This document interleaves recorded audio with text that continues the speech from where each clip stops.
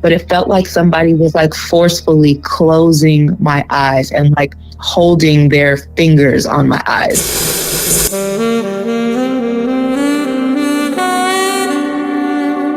Welcome to Tell Me a Ghost Story, the late night call-in podcast where we delve into the world of the supernatural and explore the eerie and unexplained.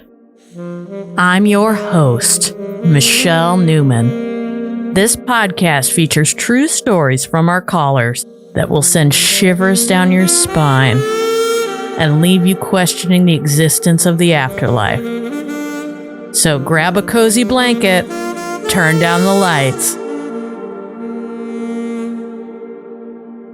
Hey, this is Sabrina Wu, and I'm calling in from New York, and I'm here to tell you a ghost story. I'm staying in my ex's apartment in New York. I will say there are certain things that have made me feel like the space is haunted.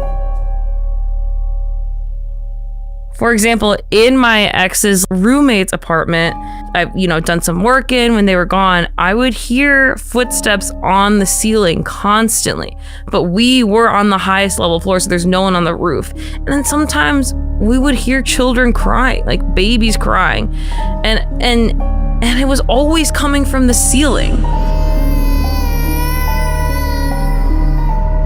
And so, there's a world where, again, we did live above an Airbnb, and so we'd always just tell ourselves it's probably just someone downstairs, but it really did sound like it was not coming from below and directly above. And this was something that, my friend who lived in that room would constantly talk about, that the space was haunted. There was just one night where I was watching that show Yellow Jackets, and then I did a deep dive into the demon in Yellow Jackets, and I did deep dive so long and saw so many creepy images that at some point, while I was reading, I just got hit with this wave of intense fear that there were ghosts present in the house that I was in. I tried to go to the bathroom, and then right as I passed the light just flickered. It just not even a normal flicker, just got really bright. It just went psh, while I was walking by, and I was like, okay, never mind, I'm not gonna go pee. And then I went back inside. Now that I'm thinking about it, I think they were playing pranks on me. I think they knew that I was getting scared, and then they were like, oh, let's turn up the heat. It did scare me so bad that I genuinely didn't sleep for the rest of the entire night. I just haven't felt that scared in a really long time. Thank you, Sabrina. A haunted New York apartment is practically its own genre of ghost story, but yours comes with a twist. Footsteps overhead when you're already on the top floor. Children crying when there's no children above you. In an urban legend, sometimes this would be called a residual haunting. Moments of energy from the past that replay themselves like a broken record. Then again, the light flickering just as you walk past, like the house itself was watching you, and maybe getting a kick out of how scared you were, adds a little more of a trickster element. In the haunting sense, you are not alone in that apartment. Hey Michelle, this is Brett. A story that was on a show last week reminded me of something that happens, which is pretty weird. I live next to a school, and you hear everything. You hear screaming, the laughing, the kids playing, equipment banging, everybody's running around having a good time. You hear the bells, and it's a play field, so there's kids sports. There's constant noise when school is in session, so I'm just kind of used to it at this point. The thing that I realized recently is that when I take my dog out to pee at 11 or 12 at night, I still hear all those noises like the kids are playing over the playground. And there are no lights over there.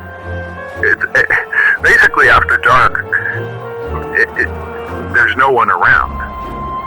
And I am so used to hearing that noise that I didn't even think about it for years. And yeah, of course, it's it's a play field, so the teenagers over there playing. They're, they drinking, partying, whatever. One time someone blew up a porta potty over there. I mean, people are over there, but they're not like children. And I hear children laughing and screaming and playing at 11 and 12 at night. And the dog, and I don't know if this matters, but the dog hears it too. Thanks, Michelle. I love the show.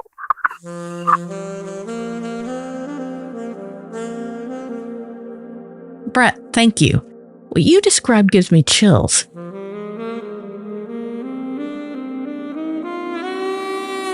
Playgrounds are meant to be a place of joy, sunshine, running, laughter. But hearing children's voices echoing across an empty field at midnight? No, thank you. Psychologists would call it an auditory hallucination.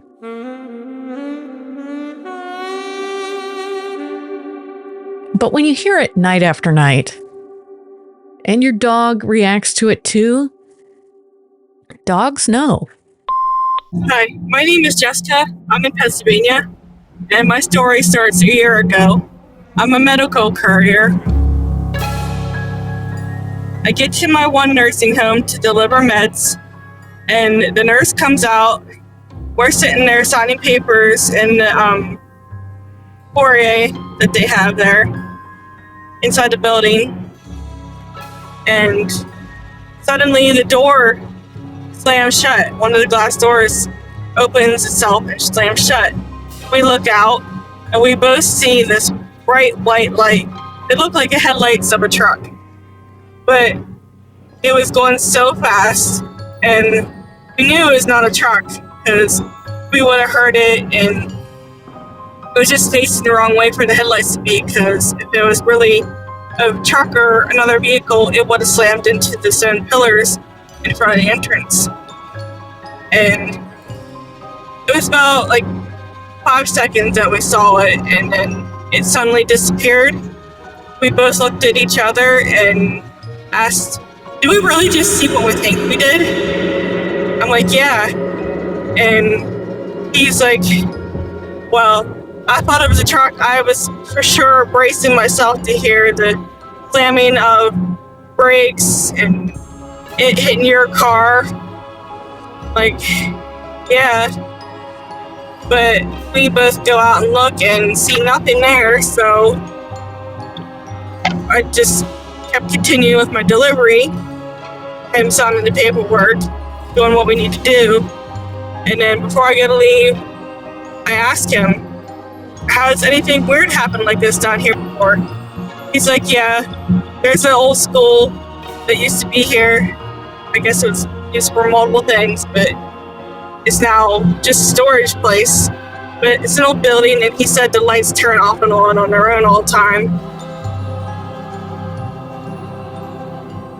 That's my story. Thank you for listening.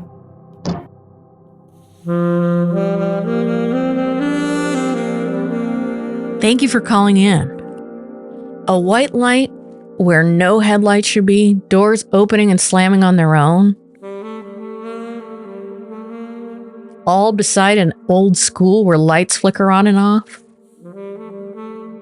This ground holds stories, and not all of them are finished.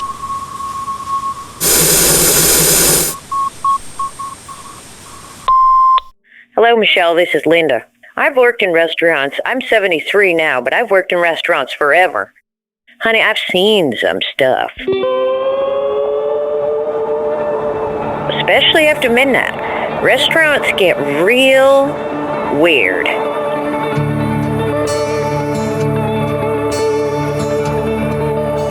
One of the first things I've seen, I was working at a roadhouse outside of Kansas City.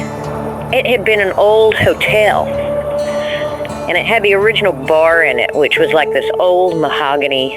And one day I was closing down and I was putting some glasses away, and above the bar there was a big mirror, and I was putting the glasses away with my back towards the bar, and I looked up at the mirror, and there was a man sitting there basically it was a baseball cap. And I turned around, and no one was there. But then I turned back, and he was still in the mirror, and he just smiled at me. Same place a couple months later. This waitress named Karen was stacking some chairs, and then all of a sudden one went flying across the floor like someone had given it a hard push. We both heard the scrape. No wind, no prank, just a chair moving on its own across bare floor.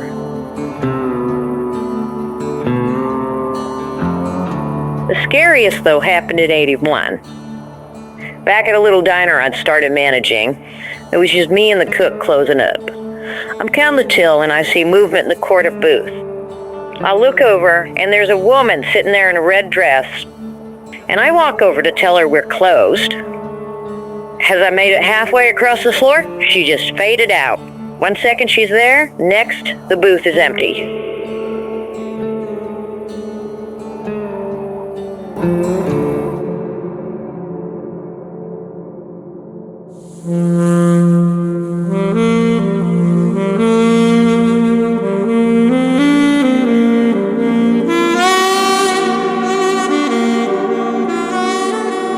Linda, thank you for this. Restaurants after midnight are some of the most haunted places I've ever heard about. A man smiling at you from a mirror, a chair pushed across the floor when no one was near it, and a woman in red. I would love to hear more from restaurant workers, waiters, bartenders, busboys. What are some of the spookiest things you've seen after closing? Hi, Michelle. This is Khyelle from Los Angeles. I used to live in Louisiana for about 7 years. And, you know, there's a lot of lore around Louisiana. I remember I was in college, was living by myself. This is the first time that I was ever living by myself. And when I was in my apartment, a few times this happened. Like, there were times when I was trying to fall asleep, and right when it was the moment, like right before you kind of fall into a deep sleep, you're kind of still lucid, you're aware that you're falling asleep, but you still have that like awareness, but you're not quite asleep yet. And the first time it happened, I had fallen asleep on my couch, and I had a dog at the time, and I was like, I like slipped into that lucid state, and all of a sudden, my eyes were forced shut. It felt like somebody, like it wasn't painful, but it felt like somebody was like forcefully closing my eyes and like holding their fingers on my eyes. And a smile was forced on my face. Same thing. It just felt like somebody was like taking their fingers and forcing a smile on my face. My whole body went cold and stiff, and I was paralyzed, completely paralyzed. I could not move. And my soul or spirit or whatever that part of ourselves is that's occupying our human body shot out of my body very quickly. I heard a loud like buzzing. It kind of sounded like a train sound. And then shortly after, my like soul shot out of my body, and I could see my body. I was like on the roof of my apartment. I was looking down. I could see my dog. I could see myself. And I was just like, this is really weird. And honestly, I thought I was dying. I was like, what the hell is going on? Because I knew that it wasn't a dream. I was still very much awake. I was just in a lucid state. And so I was like, damn, this is really weird. And I was really, really fighting it. I was really trying hard to get back in my body. And I saw I actually saw like this tether. It looked like an umbilical cord to like my belly button, to my physical body. And I was connected to it, but I just could not get back in my body as hard as I tried. So I was kind of just floating up there for a while. And then I fell asleep. And then when I woke up, I was back. And it was so strange. And I was just like, okay, where do I even start with this? Like, how do I call my friends and family and tell them like, hey, my soul just left my body and a smile was forced on my face and my eyes were forced shut? Who do I talk to about this? Because anyone that I tell is probably going to be like, you're batshit crazy.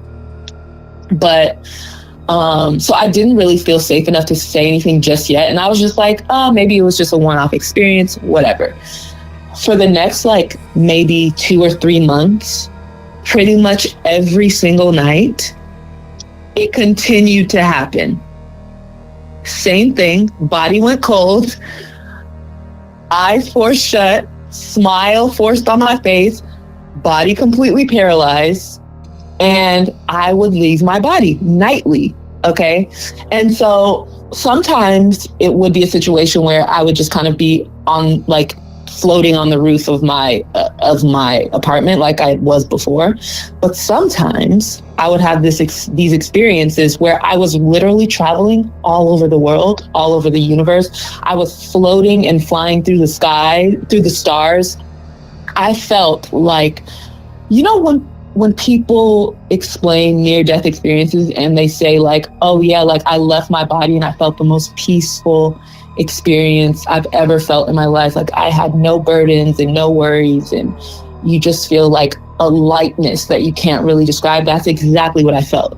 And so I was flying through the stars nightly. I was going to like Australia. Like I don't know why I was going to these places or like why I was, it felt like I was like subconsciously deciding to go to these places or something, or like a higher version of myself was deciding like, you need to see this, you know? But I was going all over the globe. There were many times where I was just like floating amongst the stars and like looking down at the earth from that vantage point.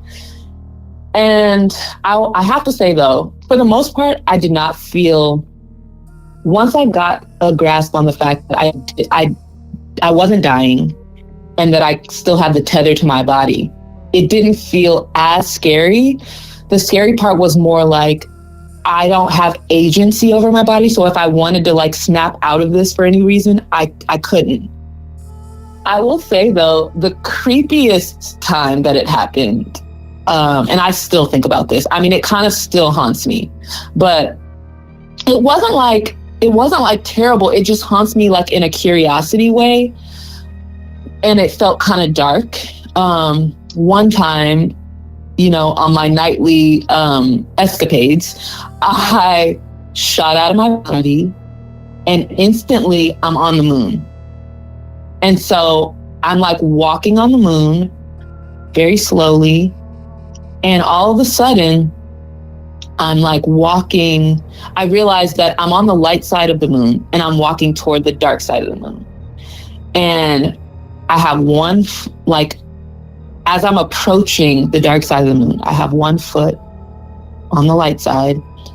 And as I step one foot on the dark side, and as I'm about to step the other foot on the dark side, my soul just got snatched back into my body.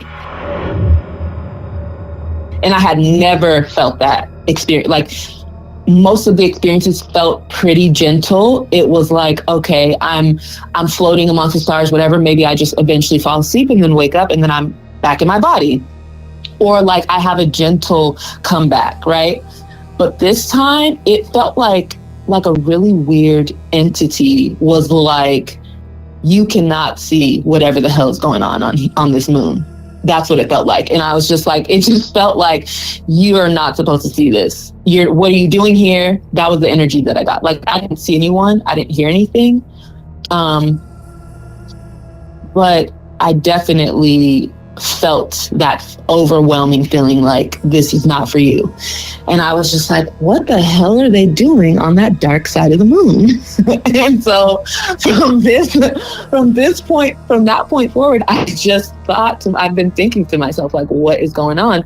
And back then, I mean, this was before, obviously, the internet existed and like Twitter existed. I think Instagram maybe just came out, but like, or like was pretty new.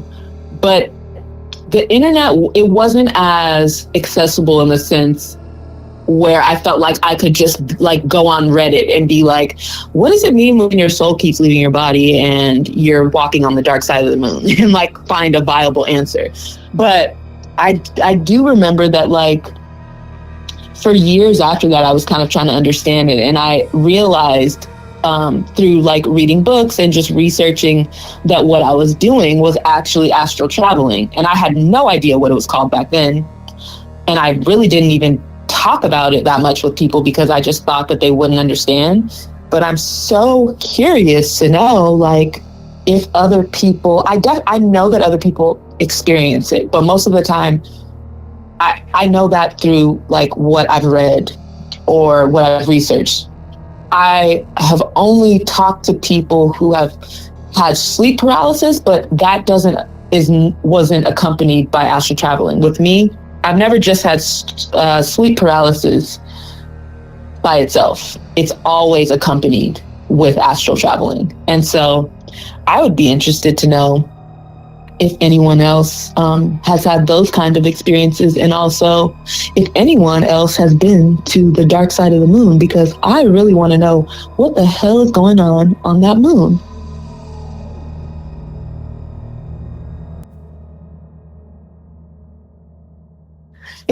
I feel like it's something. I don't know. I feel like it's something more than what we know. And I know that there's a ton of like theories about what's going on, but I felt it. I felt something like I've never felt before when I was up there, and I was like, something's going on. I'm a little too scared to know, but like, I've got to find this out. So if anyone knows, call in to the Ghost Story podcast and please shed some light on this for me. Khyelle, thank you. Your story takes us far beyond a haunted house and straight into the stars. That's all we have this week, folks. Do you have a ghost story? Call 701-484-2666. That's 701-484-2666. Or go to tellmeaghoststory.com and leave your story there. Thank you to all the callers who left messages this week. And as always, I'm your host, Michelle Newman, signing off. See you next week.